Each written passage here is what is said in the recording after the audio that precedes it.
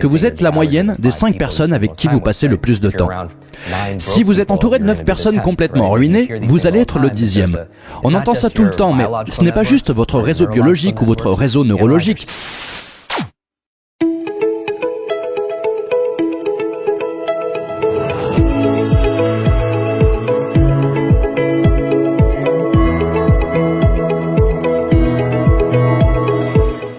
Salut la team Mindset, j'espère que vous allez bien. Aujourd'hui, je te retrouve pour pouvoir parler à nouveau de ton outil le plus puissant, ton cerveau. Grâce à un expert qui est considéré par beaucoup comme l'un des meilleurs dans le monde en matière d'apprentissage accéléré, de mémoire, de lecture rapide et de performance cérébrale, on va voir aujourd'hui 10 habitudes que tous les millionnaires utilisent pour le contrôler et l'utiliser à son plein potentiel. Jim Kwik, car c'est de lui dont il s'agit, va te donner 10 habitudes à prendre dès aujourd'hui et à appliquer pendant 21 jours dans ta vie pour révolutionner celle-ci. Après avoir vu cette vidéo et si jamais tu souhaites aller plus loin pour comprendre ton cerveau grâce à Jim Kwik, on a déjà eu l'occasion sur la chaîne de te partager une de ces vidéos et tu la retrouveras donc dans la description. Prends de quoi noter pour ne rien rater, c'est parti!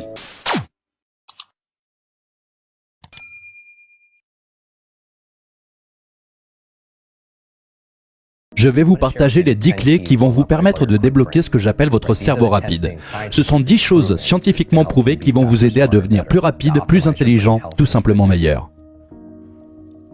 Tout ce que je vais dire, personne ne va en débattre. Tout le monde va dire « mais oui, bien sûr ». Mais le bon sens n'est pas une pratique commune. Donc je vais demander à toutes les personnes qui regardent ceci de se noter de 0 à 10 sur comment je m'en sors dans ce domaine-là. Par exemple, comment je mange, comment je m'entraîne physiquement. Tout le monde veut savoir quelle est la pilule magique. Mais il n'y a pas de pilule magique pour la mémoire, il n'y a qu'un procédé magique. Si vous voulez connaître la formule magique, vous devez faire toutes ces choses. C'est le point crucial. C'est comme la règle des 80-20. Les 20% qui vous donnent 80% des résultats et des récompenses. Donc, rapidement, les 10 choses pour déverrouiller votre cerveau rapide. Numéro 1, la bonne nourriture cérébrale. Car vous êtes ce que vous mangez. Ce que vous mangez compte, surtout pour votre matière grise. Il y a certains aliments qui sont vraiment très bons pour votre cerveau et vous les connaissez certainement. Il y a les myrtilles, très bons, les avocats, les bonnes graisses, etc. Il y en a 10 que je recommande. Ils sont vraiment excellents et neuroprotecteurs. Il y a le chocolat noir, généralement qui est bon pour votre morale et bon pour votre esprit.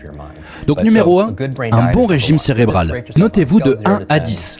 Comment est votre régime alimentaire? Numéro 2, tuez les PNA, les pensées négatives automatiques. Ce monologue intérieur. Alors je recommande de se noter de 0 à 10. Qu'est-ce que je ressens? Comment je m'en sors? Et pas seulement ça, mais essayez de purger un peu plus rapidement ces pensées. On se débarrasse de ce qu'on mange et de ce qu'on met dans notre corps. Mais qu'en est-il des pensées qu'on met dans notre esprit? Donc peut-être 30 jours sans pensée négative. Oui, ou ne pas se plaindre, quelque chose comme ça. Car, encore une fois, les gens deviennent tellement accros à ces choses-là. Se plaindre et toutes ces choses que l'on ressasse. À force, on recable littéralement notre cerveau pour en avoir plus. C'est la loi de l'attraction. Il y a une loi d'action qui se déroule. Tous les comportements sont conduits par les croyances. Donc on recable notre cerveau à ressasser ces choses-là. C'est pour ça qu'on dit que quelqu'un qui a peur meurt 1000 fois, ou qu'un lâche meurt 1000 fois dans leur esprit. Et non pas comme une personne brave qui ne mourra qu'une seule fois. Car à chaque fois que vous ressassez, « Oh, j'ai peur de parler en public », tout ça, vous le faites encore, et non seulement vous en avez encore plus peur à chaque fois à cause de votre imagination, mais votre esprit ne connaît pas la différence entre quelque chose que vous visualisez et quelque chose de réel, littéralement. Si on vous mettait un capteur cérébral et qu'on regardait votre activité si un chien entrait dans une pièce, certaines zones de votre cerveau scintilleraient. Et si on faisait la même chose, sauf que vous imagineriez ce chien entrer dans la pièce, les mêmes zones se mettraient à scintiller. L'esprit ne fait donc pas la différence. L'imagination est l'outil le plus puissant que vous ayez. Nos pensées activent notre imagination et c'est prouvé. Donc ne vous en servez pas pour ressasser vos peurs et les choses négatives. Ne pensez qu'à des choses que vous voulez avoir. La troisième chose, faites de l'exercice, on le sait. Numéro 4, les nutriments cérébraux. Oméga 3, prastérone, vitamine B, B12. C'est un sujet important car beaucoup de personnes voyagent, mangent beaucoup de fast-food et peut-être qu'ils manquent de certains nutriments. Je ne suis pas un nutritionniste, je ne suis d'ailleurs rien qui finisse en liste, mais allez voir un bon médecin, faites le test sanguin. Je dis la même chose pour les régimes quand on me demande c'est quoi le mieux? Eh bien faites des tests de sensibilité alimentaire et voyez ce que dit votre sang, rouge, jaune, vert. Rouge, éloignez-vous du jaune. À vous d'étudier ça et de tester des choses. Pareil pour le profil nutritionnel. Vous pouvez voir quelles sont vos carences. Si vous êtes faible en vitamine B, en prastérone, eh bien vous allez avoir des soucis cognitifs. Donc, supplémentez. La 5e chose dont vous avez besoin pour optimiser votre cerveau, c'est un groupe de pairs positifs. On sait que vous devenez ceux avec qui vous passez du temps. Ce n'est pas juste une affirmation. Littéralement, vous avez de neurones miroirs. Ces neurones miroirs et votre système vous permettent de regarder le sport ou un film et de ressentir ce qu'ils ressentent. Ou quand vous avez de l'empathie pour les autres. En bref, on imite constamment les gens. Et ceux avec qui vous passez du temps sont ceux que vous deviendrez. Car vous imitez leurs habitudes, leurs comportements, leur système de pensée, etc. C'est pour ça qu'on dit que vous êtes la moyenne des 5 personnes avec qui vous passez le plus de temps. Si vous êtes entouré de 9 personnes complètement ruinées, vous allez être le 10e. On entend ça tout le temps, mais ce n'est pas juste votre réseau biologique ou votre réseau neurologique. Analysez votre réseau social. Si vous fumez, ça a moins à voir avec votre réseau neurologique que si vos amis fument. Ce sera une plus grosse influence. La 6e chose pour votre cerveau, un environnement propre. On sait qu'un environnement propre est bon pour votre cerveau. Par exemple, quand vous nettoyez votre bureau ou votre ordi portable, vous y voyez plus clair.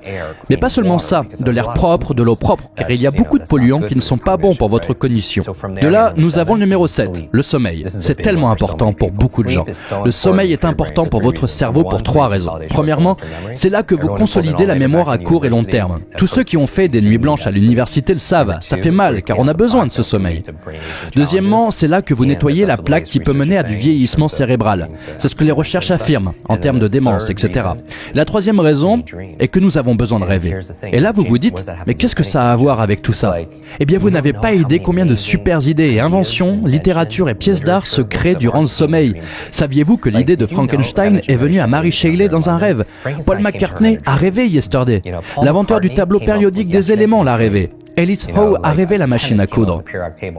Vous rêvez la nuit parce que vous avez travaillé et appris toute la journée. Et votre cerveau ne s'éteint pas la nuit, il reste toujours actif. Les gens ne réalisent pas ça. Vous pensez que ce n'est pas vrai. En fait, il est plus actif et il crée des solutions. Il intègre des choses sous forme de rêve. Numéro 8, la protection cérébrale. Je travaille avec beaucoup d'athlètes de haut niveau et je peux vous dire que j'ai vu un nombre fou de traumatismes crâniens, mais pas seulement. J'ai fait un grand épisode sur les champs électromagnétiques. Les gens ne réalisent pas que nos cerveaux n'avaient pas l'habitude de recevoir autant d'électricité. J'ai lu récemment que 90% des enfants dormaient avec leur téléphone sous l'oreiller. Qui sait les effets que cela peut avoir? Protégez votre cerveau. Portez un casque. Numéro 9, la 9e clé pour garder votre cerveau en vie, apprenez de nouvelles choses. La neurogénèse et la neuroplasticité. La neurogénèse veut dire créer des nouvelles cellules cérébrales jusqu'à votre mort. La science ne savait pas ça. La neuroplasticité veut dire qu'on peut créer de nouvelles connexions. 2 moyens d'améliorer sa neurogénèse et neuroplasticité, nouveauté et nutrition. Comme les athlètes, quand vous vous entraînez physiquement, vous donnez de la nouveauté, du stimulus, puis vous vous nourrissez. C'est aussi comme ça que vous entraînez vos muscles cérébraux. Et enfin, numéro 10, gérer son stress. Les gens ne s'en rendent pas compte car c'est invisible, mais vous ne vous rendez pas compte le stress que vous subissez jusqu'à ce que vous soyez en vacances ou que vous receviez un massage. Vous ne réalisez pas parce que c'est tout le temps là, comme les poissons qui ne voient pas l'eau parce qu'elle est toujours là. Donc comment faire face? Méditation, relaxation, massage, yoga, tout ce qui peut nous sortir du stress.